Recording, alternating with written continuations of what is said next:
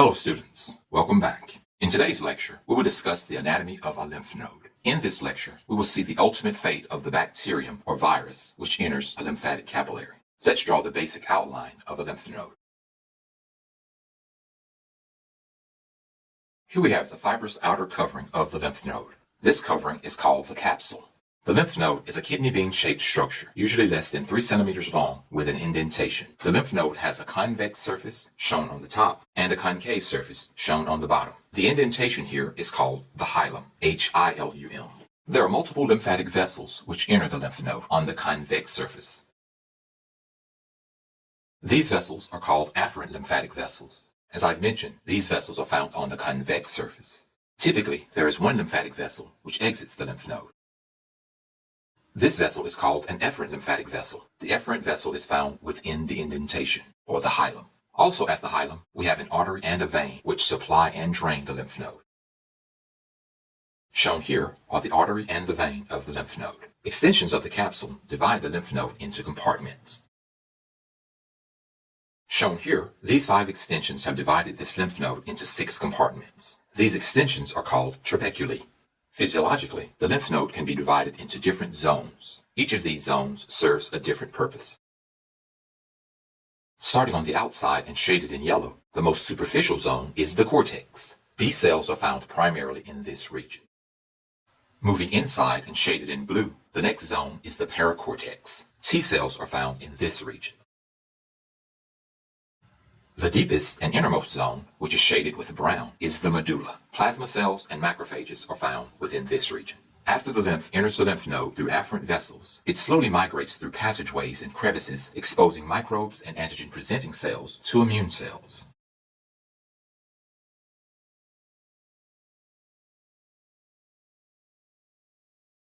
These passageways are called sinuses. For the sake of clarity, I've drawn these sinuses as vessels. However, they are not really vessels, but are more like spaces that the lymph seeps through until it reaches the efferent vessel. The sinuses under the capsule are called subcapsular sinuses. The other sinuses within the cortex are called cortical or trabecular sinuses. The sinuses within the medulla are called medullary sinuses. Let's next describe the location of the various immune cells within the lymph node. B cells are found within the cortex. T cells are found within the paracortex.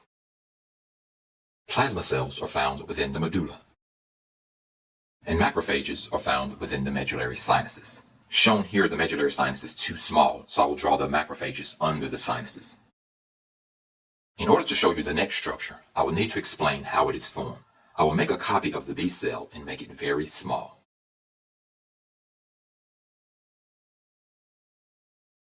I will now make many copies of this B cell and shape it into a ball with a cavity in the center. Then each of the B cells will check to see if its antibody matches an antigen on the microbe. If one of the antigens has a match, that single cell will make about 20 million copies of itself. Let's represent the ball before the match. It's just going to contain many different B cells. Although you can't see the center, this is a ball with a cavity on the inside of it. This structure is called a primary follicle.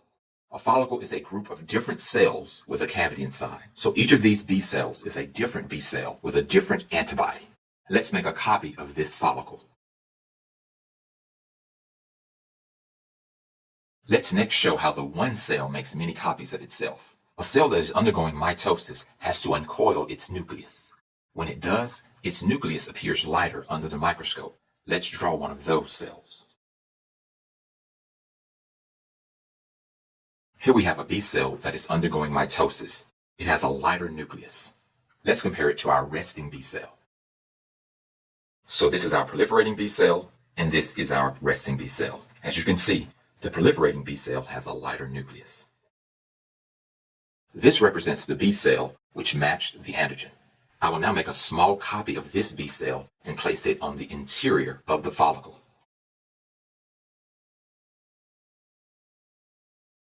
So this is a copy of our B cell inside the follicle. It's not very apparent, but you can see that the nucleus of this cell is a little lighter than the resting B cells. Let's now make 20 million copies of this cell and see what happens to the follicle. The middle light area within the follicle is called a germinal center, and this follicle itself is called a secondary follicle.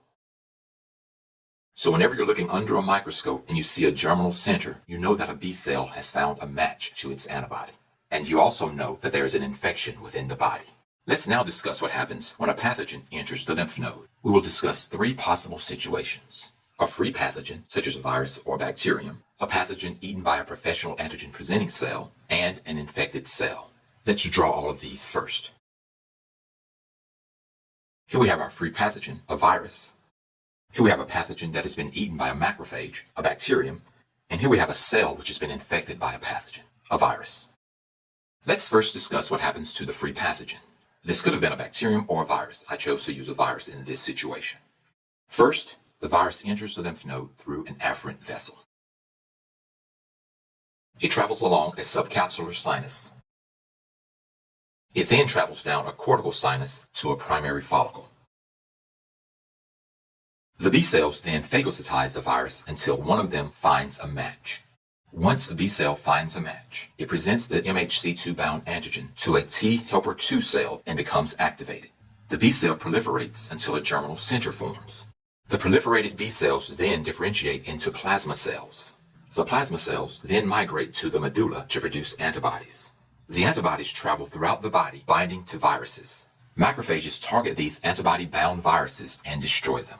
Let's next discuss what happens to a bacterium which has been phagocytized by a professional antigen-presenting cell, such as a macrophage. The antigen-presenting cell enters the lymph node through an afferent vessel. The antigen-presenting cell travels along the subcapsular sinus. It then travels down the cortical sinus to the paracortex. The antigen-presenting cell presents its MHC2-bound antigen to a T helper 1 cell.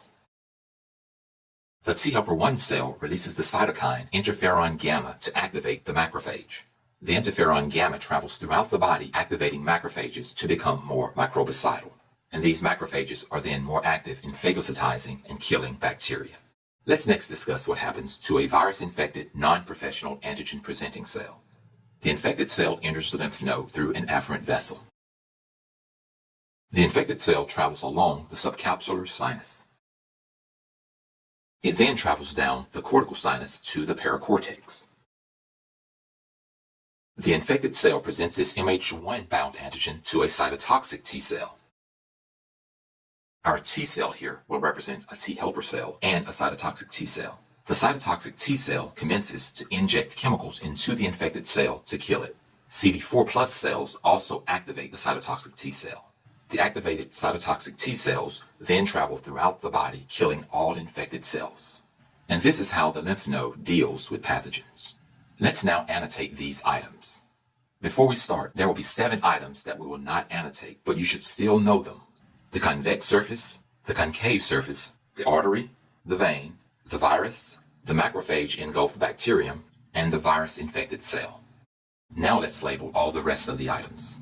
Since I've already described them, I won't describe them again.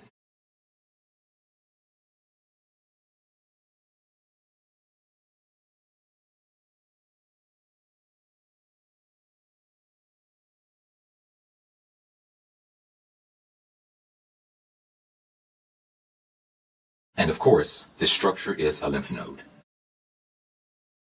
So this concludes our lecture on the lymph node. I hope that you've learned a lot.